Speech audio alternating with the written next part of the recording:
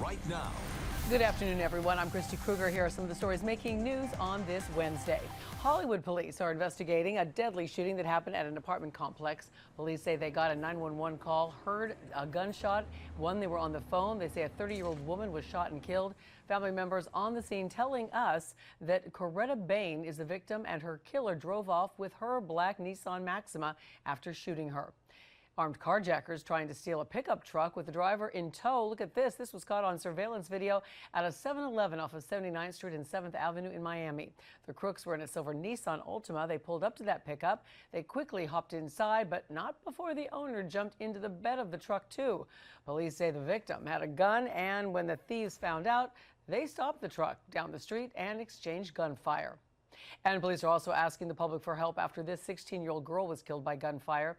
Ana Alvarez Hernandez was struck by a stray bullet after two groups of men got into a fight early on Sunday morning. This all happened outside the 94th Aero Squadron restaurant in Northwest Miami-Dade.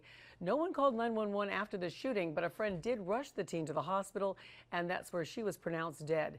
If you have any information, call police. Listen to Local 10's podcast, The Florida Files, wherever you are, whenever you want. Just say, Alexa, play the Florida Files podcast. Getting the latest episode of Florida Files. Here it is from TuneIn.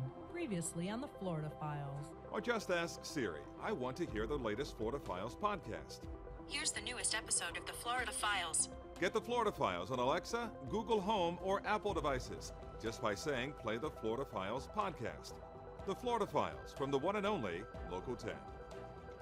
And we have some new details after a child fell to her death from a cruise ship docked in Puerto Rico.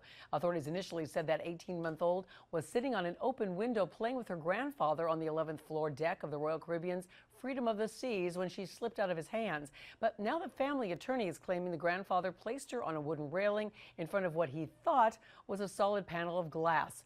The incident remains under investigation. As breaking news happens, we do have you covered both on air and online. Head to local10.com for more local news coverage and updates all day long.